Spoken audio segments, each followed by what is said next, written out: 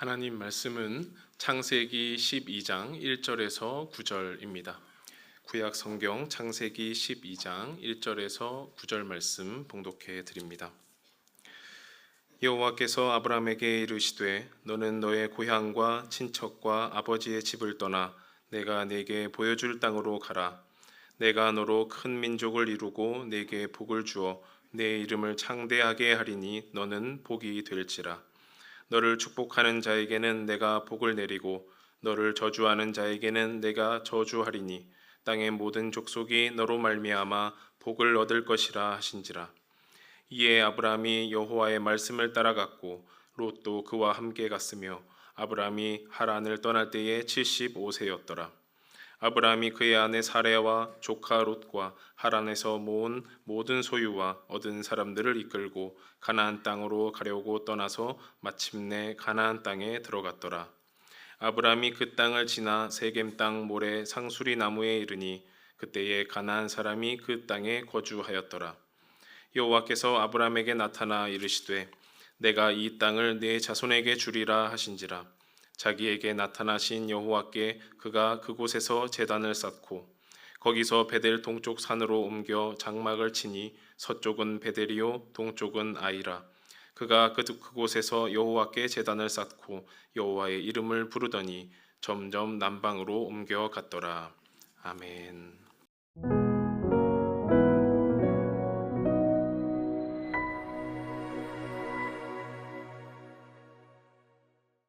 잘 지내셨죠? 네, 뵙고 싶었습니다. 우리 또 영상으로 예배에 참여하시는 분들 가정에도 하나님의 사랑과 평안이 늘 깃드시기를 또 바라겠습니다. 오늘 설교 제목이 참 이상합니다. 무조건 성공하기. 네, 정말 제가 바라는 마음입니다. 우리 교회 교우들이 무조건 성공했으면 좋겠다 하는 생각을 하면서 오늘 말씀을 준비했습니다. 오늘부터 11월 말까지 향기 나는 삶에 대한 생각을 계속 하려고 합니다. 그래서 오늘 첫 번째 시간인데요, 아주 디테일한 것들을 좀 다뤄보려고 그래요. 어떻게 해야 우리의 삶에서 향기가 나는가.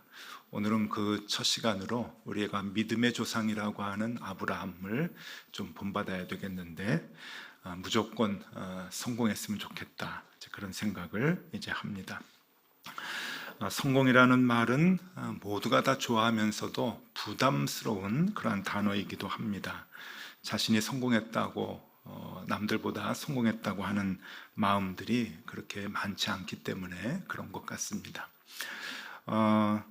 그럼에도 불구하고 우리는 성공을 꿈꾸고 있는데, 그래서 성공시대라고 하는 단어도 만들고 또 유행도 시키고 또 그렇게 살아가고 있습니다.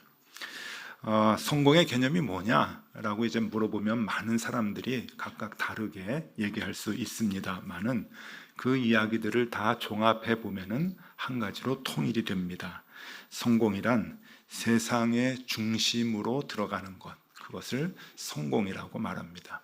어떤 사람은 돈을 많이 버는 것, 어떤 사람은 사회적 지위가 높은 것, 꿈을 이루는 것 다 얘기할 수 있겠지만 그 모든 공통점은 세상의 중심으로 들어가는 것, 또 세상의 중심에 있는 사람들과 함께하는 것, 그 부류에 들어가는 것, 그것을 성공이라고 생각을 합니다. 그래서 사람들은 살아가면서 변두리에 살고 싶어하는 사람이 없고 주변으로 밀려나는 것을 좋아하는 사람이 없습니다. 왜냐하면 그것은 성공이 아니라 곧 실패라고 생각하기 때문에 그렇습니다. 어떻게 하든지 세상의 중심에 들어가거나 중심에서 있는 그 사람들과 함께 있고 싶어하는 마음이 우리에게 있습니다. 그래서 눈에 보이는 것까지도 그것을 쫓아가죠. 유력한 사람들, 영향력이 있는 사람들이 모여 사는 곳에 나도 가서 살고 싶어 합니다. 한국뿐만이 아니고 제가 해외를 다녀보면 모든 나라가 다 똑같습니다. 영향력 있는 사람들이 모여 사는 동네가 있는데 길을 쓰고 그 동네에 가서 살고 싶어하는 사람들이 또 있습니다. 그래서 우리가 열심히 노력을 하거나 자녀들을 열심히 공부시킬 때 그 모든 것이 다 경쟁에서 이겨서 그곳에 들어갈 수 있도록 하기를 바라는 마음이 있는 것이죠. 뭐든지 열심히 노력하고 열심히 공부하는 것도 이유가 다 이런 데서 나오기 때문에 그렇습니다. 그런데 우리가 성공이라고 하는 것 생각할 때 중요한 것 하나를 잊어버리면 안 됩니다. 여러분 꼭 기억하셔야 되는데, 그것은 하나님은 성공의 개념을 그렇게 생각하고 계시지 않는다라고 하는 겁니다. 하나님은 세상의 중심에 들어가는 것을 성공이라고 얘기하시지 않습니다. 왜냐하면 하나님은 언제나 세상의 중심을 바꾸실 수 있는 분이기 때문에 그렇습니다. 하나님은 세상의 중심이라고 하는 개념도 갖고 있지 않으시지만, 혹 인간이 갖고 있다 하더라도 언제든지 그것을 바꾸실 수 있는 분이 하나님이십니다. 바벨탑이 무너질 때 바벨탑이 있었던 곳은 세상의 중심이었습니다. 사람들이 모여서 높은 탑을 쌓을 정도로 사람들이 모여있던 중심지였습니다. 하나님은 하루아침에 그 중심지를 흩으셨습니다. 소돔과 고모라는 하루아침에 멸망을 당했는데, 고고학적 발굴에 의하면 소돔과 고모라는 당시 약 5만 명씩 살았을 것이다, 그렇게 추정을 합니다. 10만 명입니다. 여러분, 덕소 주민이 7만 명인 것을 비교하면 그 옛날 아브라함 시대에 적지 않은 도시, 정말 세상의 중심지라고 얘기할 수가 있는데, 그 소돔과 고모라 하나님께서 하루아침에 다 없애셨습니다. 그래서 하나님에게는 세상의 중심이라고 하는 개념이 별로 중요하지 않으십니다. 아예 그런 개념이 없으신 것 같습니다. 자, 그러면 세상의 중심에 들어가는 것을 우리는 성공이라고 하는데, 그 개념이 없으신 하나님은 우리에게 뭐라고 말씀하시는가? 오늘 아브라함을 보면서 세 가지 우리가 배웠으면 좋겠습니다. 하나님이 얘기하시는 성공, 첫 번째는 하나님의 말씀을 따라가기입니다. 하나님의 말씀 따라가기. 여기서 중요한 것은, 여러분, 하나님의 말씀을 따라 살면은 하나님께서 우리를 세상의 중심으로 보내주실 것이다 라고 하는 생각을 기독교인들이 많이 합니다. 그렇게 신앙생활을 해요. 하나님 잘 따라가면 하나님이 우리를 등을 밀어서 우리는 능력도 없지만 세상의 중심으로, 세상 중심에 있는 사람들하고 같이 살 수 있도록 살게 해주실 것이다, 그렇게 생각하는데 아닙니다. 그 신앙이 잘못된 신앙입니다. 그게 사람이 갖고 있는 신앙이지 하나님이 우리에게 가르쳐 주시는 신앙이 아닙니다. 여기에서 말씀을 따라가기라고 하는 것은 우리가 하나님의 말씀을 따라 사는 그 삶 자체가 성공이라고 하는 겁니다. 그게 성공적인 삶이라고 하는 거예요. 그 자체가. 그러니 우리가 하나님의 말씀을 따라가는 그 순간 우리는 성공적인 삶을 살아가게 된다고 하는 겁니다. 왜냐하면은 하나님은 우리에게 각자 멋진 계획을 갖고 계십니다. 저는 저에게 하나님이 계획을 갖고 계셨던 것을 믿고 있어요. 제 신앙 고백이죠. 그래서 저는 여러분들과 다른 길을 갑니다. 목사가 되어서 목회자의 길을 가고 있는데, 저는 확신하기를 하나님이 저에게 갖고 계셨던 그 계획대로 제가 간다고 믿고 있거든요. 그래서 하나님의 말씀을 따라가는 것은 하나님이 계획하시는 삶을 알게 되고 그 길로 가게 된다고 하는 것이죠. 그러니까 여러분들도 하나님이 갖고 계시는 여러분들의 하나님의 계획이 있으신 거예요. 그 길로 가야 그게 성공인데, 그것을 어떻게 알까?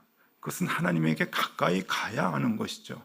하나님의 말씀에 귀를 기울일 때만이 그것을 깨닫게 되는 것이고 그 길을 가게 되는 것이기 때문에 하나님의 말씀을 따라가는 삶 자체가 성공하는 삶이 된다고 하는 겁니다. 그리고 그렇게 살아갈 때 하나님께서 우리 등을 떠밀어 주셔서 세상의 중심으로 들어가는 것이 아니라, 우리가 변두리에 있고 우리가 밖에 있어도 별 볼 일 없는 곳에 있다 할지라도 하나님은 그곳을 세상의 중심으로 만들어 주신다고 하는 겁니다. 하나님은 그런 능력이 있으신 분이니까요. 오늘 본문 말씀 1절입니다. 창세기 12장 1절에 여호와께서 아브라함에게 이르시되 너는 너의 고향과 친척과 아버지의 집을 떠나 내가 네게 보여줄 땅으로 가라. 고향과 친척과 아버지 집은 뭘까? 이게 세상의 중심인 거예요. 거기가 편한 것이고 거기에 있으면 먹을 것도 있고 안전하게 살아갈 수 있는 거죠. 고향과 친척과 아버지 집, 그러니까 내가 거야 할 세상의 중심에서 떠나서 하나님이 지시하는 땅으로 가라고 하는 것인데, 지도를 여기서 좀 보여드리겠습니다. 아브라함의 이동 경로를 좀 보여드리면은, 우리가 잘 알듯이 아브라함은 우르에 있었습니다. 아버지하고 같이 우르에 있었다가 이제 하란으로 올라가서 하란에서 가나안으로 가게 됩니다. 우르에서 나오게 된 것을 1차 소명이라고 얘기하고, 하란에서 또 가나안으로 가는 것을 2차 부르심이라고 그렇게 이제 얘기를 하는데, 여러분 옛날에 학교 다니시면서 다 배우셨죠?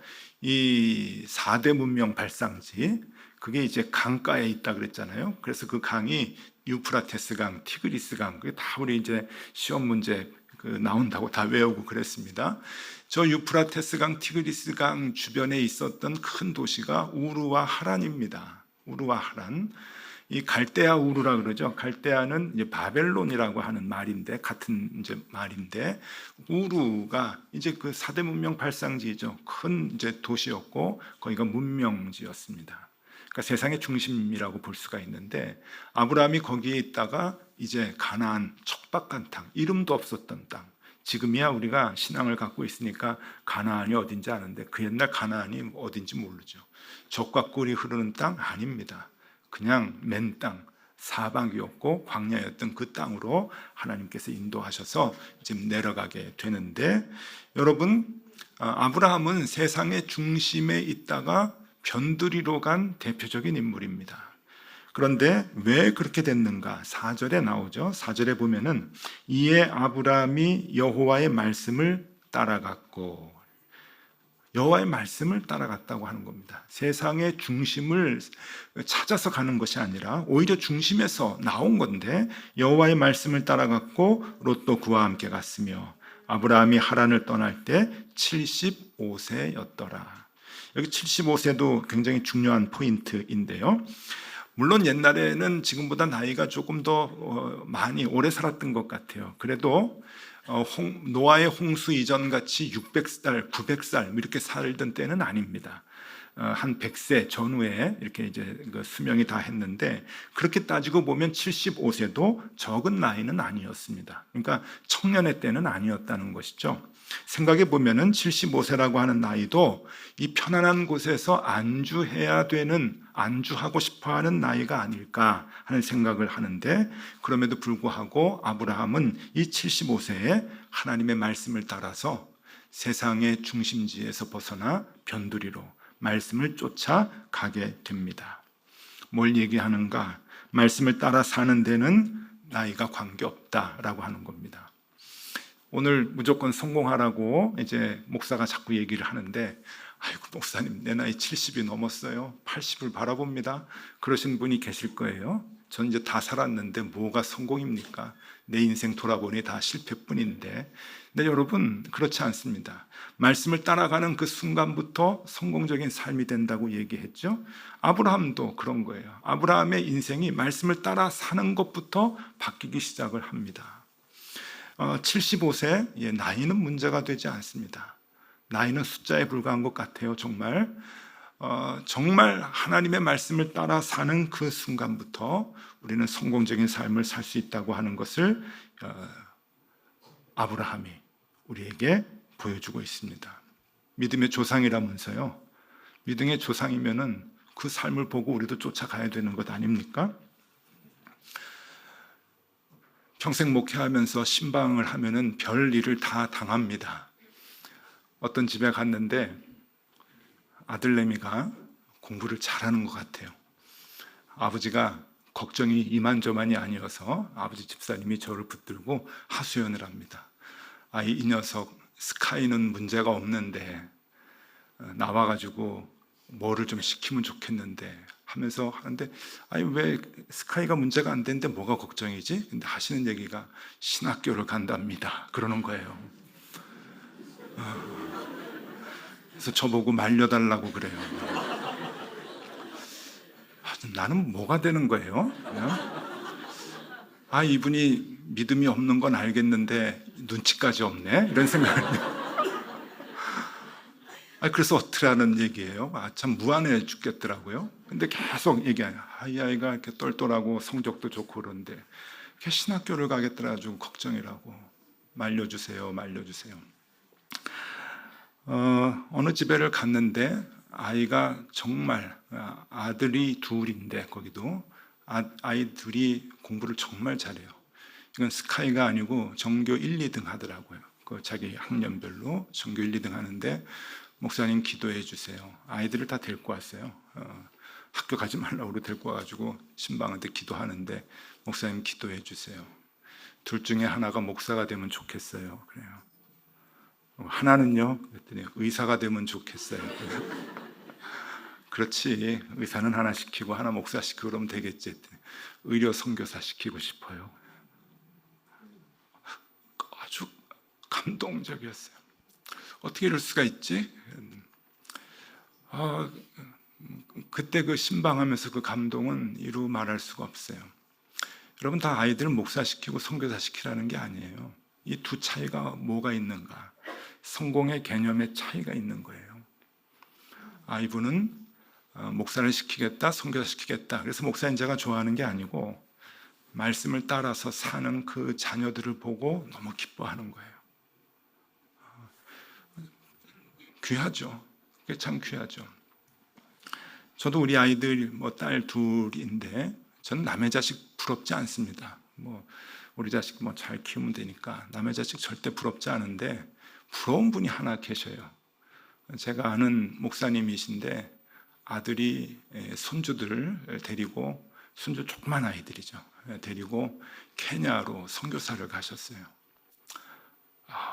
그래서 오지에서 아이들하고 이렇게 막 놀고, 손주들이 놀고 뒹굴고 하는 거를 사진으로 막 올려주시고 그러는데 그게 그렇게 부럽더라고요. 참 부럽다. 아이 참 잘 키웠다. 제가 선교사 훈련할 때 제가 가서 우리 총회 선교사 훈련할 때 훈련을 시키거든요, 하루. 근데 제가 훈련을 시켰던 아들이에요. 아들이 있고 며느리 있고 아이들도 같이 있었는데, 아기들도. 아들 멋지고요, 며느리 참 예뻐요.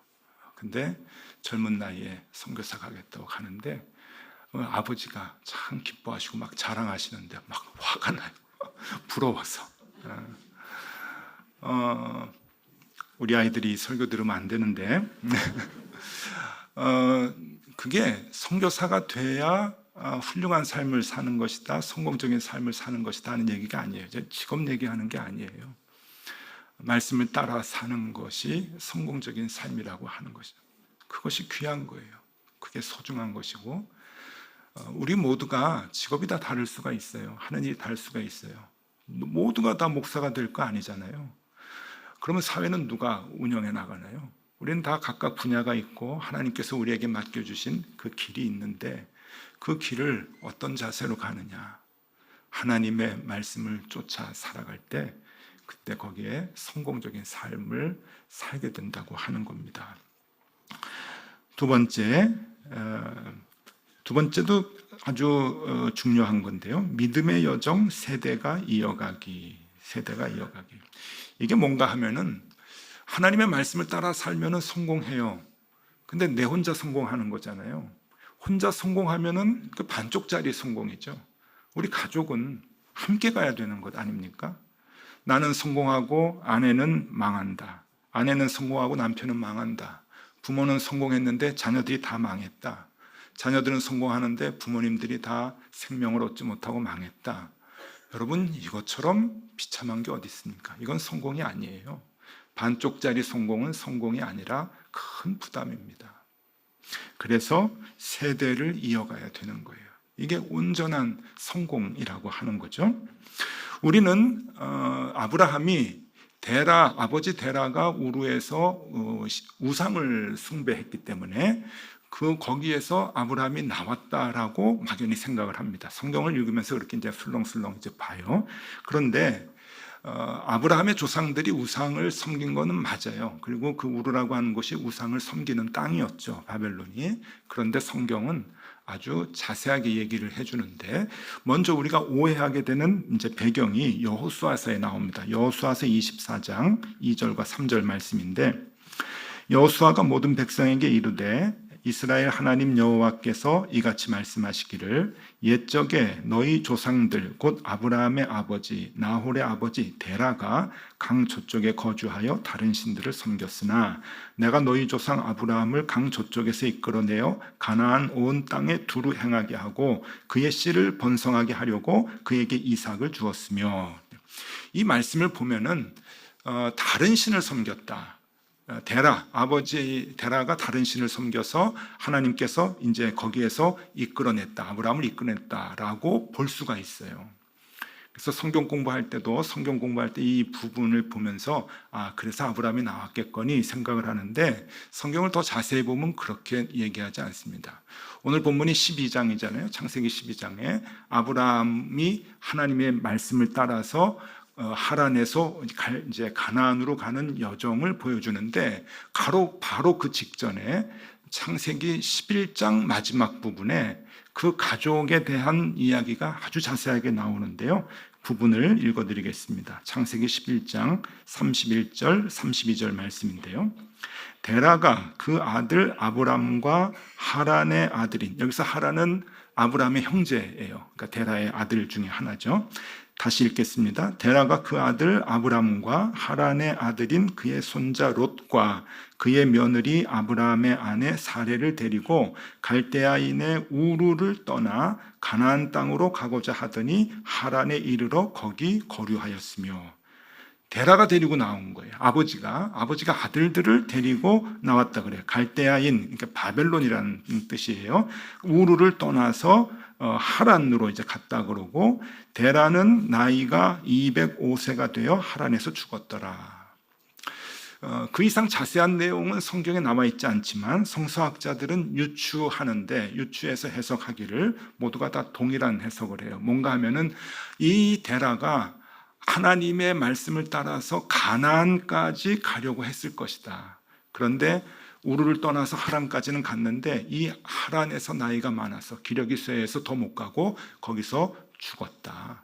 그리고 그 과업을 아들 아브라함이 이어서 가나안까지 갔다라고 해석을 하는 것이죠. 그게 이제 맞는 해석입니다. 그러니까 아버지 데라가 시작한 가나안의 여정을 아들인 아브라함이 완성을 했다고 하는 것이죠. 신앙의 여정, 말씀을 따라 사는 것은 바로 그런 거예요. 아버지에 따라서, 하나님의 말씀을 따라서 출발을 하고, 세상의 중심 이런 거 관계없어, 우리는 말씀 따라 사는 거야. 그리고 말씀을 따라 가다가 그것을 계속 세대가 이어서 계속 완수하는 거예요. 부모님 때 끝나는 것이 아니라 자녀가 또 그 길을 이어가는 거죠. 말씀을 따라가고. 아브라함에서 끝났나요? 아니에요. 이삭이 그 길을 이어받았고, 이삭 때 끝난 것이 아니라 야곱이 이어받았고, 요셉이 이어받았고, 그 자손들이 다 이어받았던 것이죠. 그래서 믿음의 여정은 세대가 이어가는 것이다. 내 혼자 성공하는 것 아닙니다. 우리 가족들이, 우리 자녀들이, 부모님까지 함께 이 영광의 삶, 성공의 삶을 우리가 같이 걸어가야 된다고 하는 겁니다. 조금 도전이 되시죠? 여러분, 그게 성공입니다. 함께 가야 성공입니다. 나만 생명을 얻으면 그건 성공이라고 볼 수가 없어요. 그래서 이 아브라함이 데라의 사역을, 과업을 아브라함이 이제 그 대를 이어서 완성을 시켰던 것 같이 우리의 가정의 모습도 그러면 참 좋겠다. 그 도전을 우리가 받으면 좋겠다 생각을 합니다.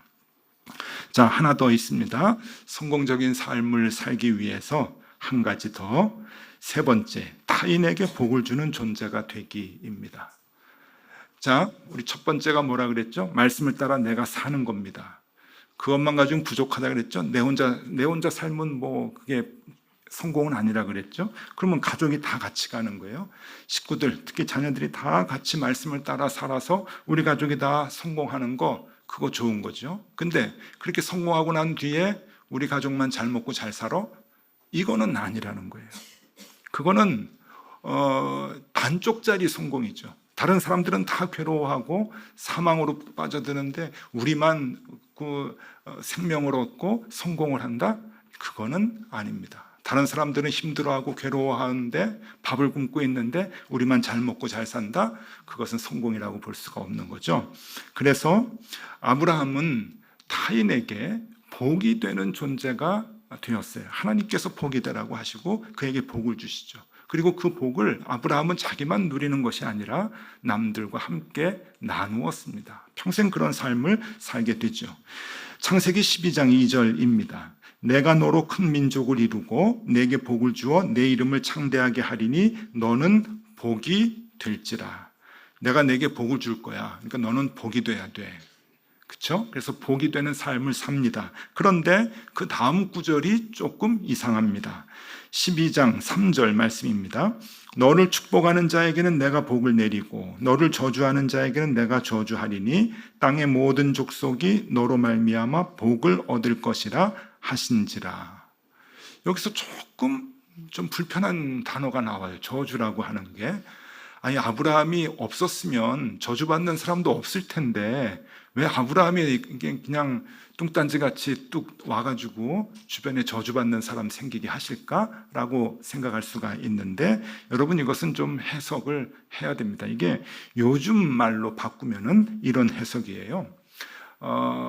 나와 관계가 안 좋은 사람이 있으면 내가 복을 끼치며 살아가는데 나와 관계가 안 좋은 사람이 있으면 그 친구가 복을 못 받는 거예요. 그러니까 그 친구 손해죠.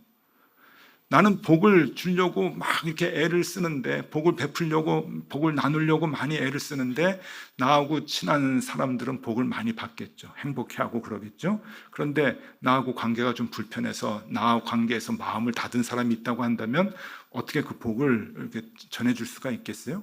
그러면 그 사람만 손해인 거예요. 그걸 얘기하는 거겠죠. 그렇죠?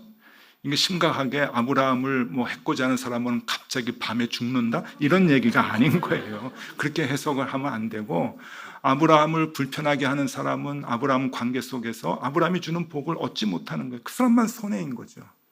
아브라함은 복을 얻고 얻은 복을 나누면서 이제 생활을 했던 사람인데, 그렇게 복을 나눠야 성공한 사람이라고 볼 수가 있는 거죠. 자기 가족들만 잘 먹고 잘 살면은 그거는 성공이 아닙니다.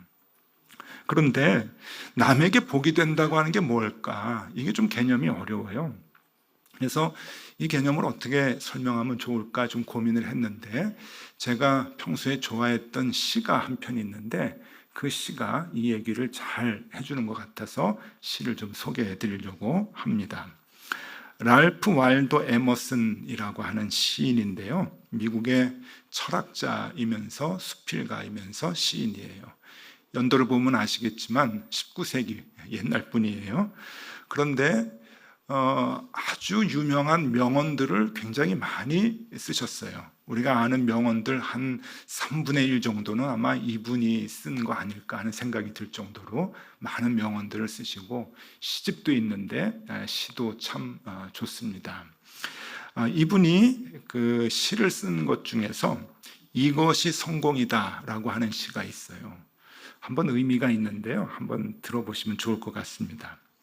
자주 그리고 많이 웃는 것, 현명한 이에게 존경을 받고 아이들에게서 사랑을 받는 것, 정직한 비평가의 찬사를 듣고 친구의 배반을 참아내는 것, 아름다움을 식별할 줄 알며 다른 사람에게서 최선의 것을 발견하는 것, 이제 이런 것들이 성공이라고 하는 거예요.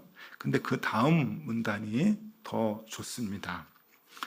건강한 아이를 낳든 손바닥만한 정원을 가꾸든 사회 환경을 개선하든 자기가 태어나기 전보다 세상을 조금이라도 살기 좋은 곳으로 만들어 놓고 떠나는 것, 자신이 한때 이곳에 살았음으로 해서 단 한 사람의 인생이라도 행복해지는 것, 이것이 진정한 성공이다. 그렇죠? 의미가 있어요.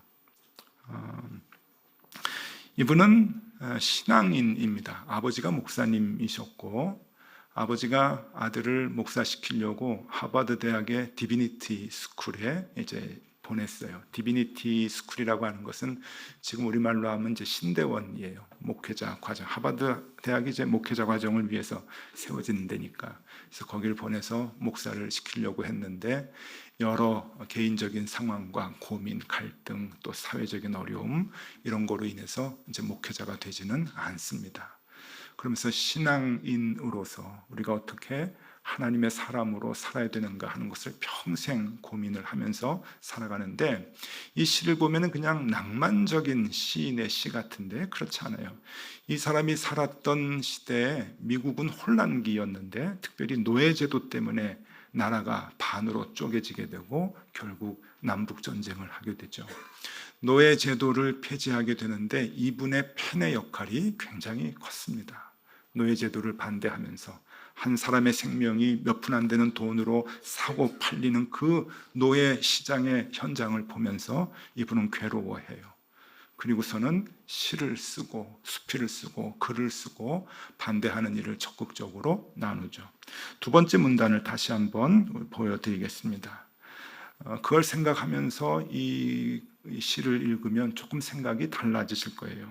건강한 아이를 낳든 손바닥만한 정원을 가꾸든 사회 환경을 개선하든 자기가 태어나기 전보다 세상을 조금이라도 살기 좋은 곳으로 만들어 놓고 떠나는 것, 자신이 한때 이곳에서 살았음으로 해서 단 한 사람의 인생이라도 행복해지는 것, 이것이 진정한 성공이다. 그렇게 이분은 얘기하고 있습니다. 여러분 때문에 여러분들의 가족 중에 누구라도 힘들어하지 않으면 좋겠습니다. 아니, 더 적극적으로 여러분들 때문에 여러분들의 모든 가족 구성원들이 행복해지면 좋겠습니다. 여러분들 때문에 여러분들 함께 일하는 직장의 동료들과 그리고 직원들, 거래처 사람들이 행복해지면 좋겠습니다.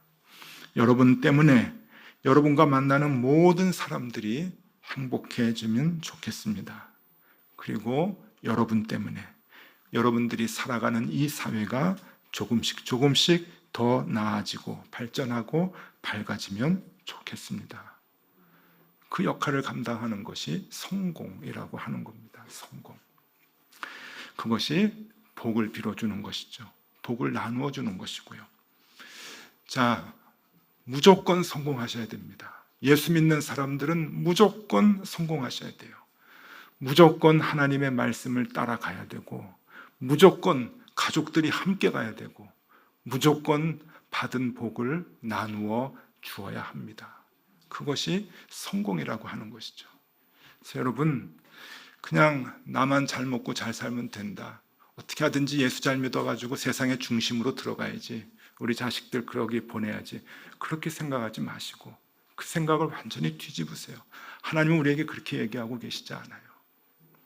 그래서 오늘 이 말씀대로 우리가 도전을 받고 향기 나는 삶, 반드시 성공적인 삶을 살아서 향기 나는 그러한 인생을 사시는 여러분들이 다 되실 수 있기를 바랍니다. 기도하겠습니다. 주님, 세상이 말하는 성공은 그 목적지가 매혹적이고 화려한 것 같지만 결국 불행의 길이요 멸망의 길입니다. 주님, 우리의 눈을 열어 그것을 알게 하시고 보게 하여 주시옵소서. 세상의 중심으로 내 발이 가는 것이 아니라 주님의 말씀이 있는 곳으로 나의 두 발이 향하게 하여 주시옵소서. 그렇게 성공적인 삶을 사는 우리 모두가 되게 하여 주옵소서. 예수 그리스도 이름으로 기도드리옵나이다. 아멘.